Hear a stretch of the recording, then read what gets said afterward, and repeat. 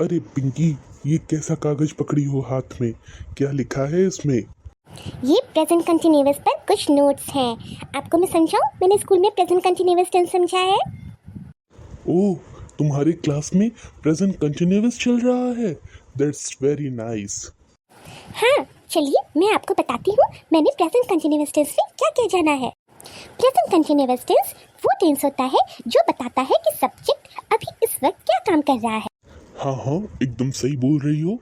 Present continuous tense में पता लगता है कि सब्जेक्ट तुरंत क्या काम कर रहा है।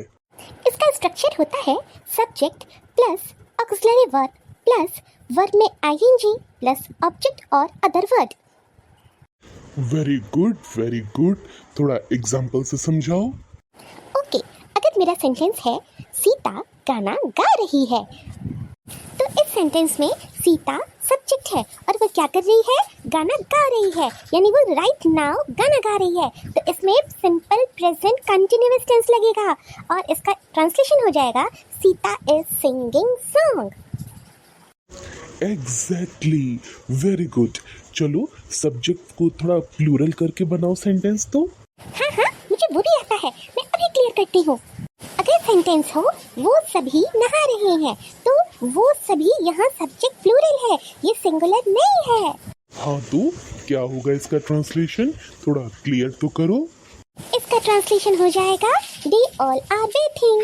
तो कैसी रही? यहाँ पे दे ऑल सब्जेक्ट प्लूरल है और प्लूरल सब्जेक्ट के साथ ऑक्सिलरी वर्ब आर लगता है और बात हमारा मेन वर्ब है, उसमें हम आईएनजी जोड़ दिए हैं। They all are bathing. Exactly, बहुत सही। कुछ और भी एग्जाम्पल दो। कोई दूसरा एग्जाम्पल? आपको एग्जाम्पल दीजिए, मैं उसको ट्रांसलेट करती हूँ। चलो, मैंने दिया ये सेंटेंस, तुम सब क्या कर रहे हो? ओह, ये तो प्रश्नवाचक वाक्य हुआ, इंट्रोगेटिव सेंटेंस। ये मुझे क्लियर नहीं है, इंट्रोगेटिव सेंटेंस कैसे करें, जरा आप बताइए। इंट्रोगेटिव सेंटेंस भी उसी तरह बनता है, बस आगे हम what, why, how according to sentence लगाएंगे। मान लो वाक्य है आप सब क्या कर रहे हैं या तुम सब क्या कर रहे हो, तो इसमें सब्जेक्ट आप है या फिर सब्जेक्ट तुम ले लो। इन दोनों के लिए हमारे पास इंग्लिश में सिर्फ एक वर्ड है यू, और उसी से सेंटेंस बनेगा। तो देखो इसका ट्रांसलेशन क्या होता है। What you all are doing, समझी? यानी कि अगर हमारा सब्जेक्ट आप सब है या तुम सब हो, दोनों कंडीशन में इंग्लिश में हमारे पास एक ही वर्ड है यू, और सब के लिए ऑल लग गया। ओह, चलिए, मुझे तो ये थोड़ा समझ में आया, मैं इंट्रोगेटिव सेंटेंस नहीं जानती थी। प्रेजेंट कंटिन्यूअस में इंट्रोगेटिव भी बनते हैं एंड नेगेटिव सेंटेंस भी बनते हैं। चलो इंट्रोगेटिव का एक और एग्जांपल बताता हूँ।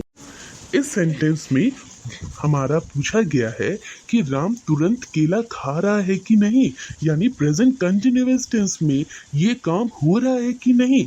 और दूसरी बात, यहाँ सब्जेक्ट सिर्फ और सिर्फ राम है।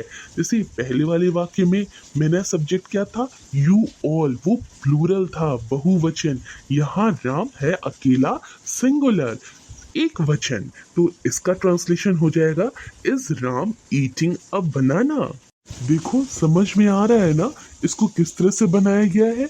इस वाक्य में प्रश्न उठाने के लिए मैंने व्हाट, व्हाई, हाउ, व्हेन इसका प्रयोग नहीं किया है, बल्कि जो हमारा ऑक्सिलरी वर्ब था इज, हेल्पिंग वर्ब, उसको सब्जेक्ट के पहले रख दिया और बाकी जस का तस, यानी राम सब्जेक्ट है उसको ऑक्सिलरी वर्ब से एक्सचेंज कर दिया। ऑक्सिलरी वर्ब आगे, सब्जेक्ट राम, उसके बाद में फिर मेन वर्ब में आईएनजी जोड़ दिया और अदर वर्ड्स या ऑब्जेक्ट कह दो, वो बाद में चला आया।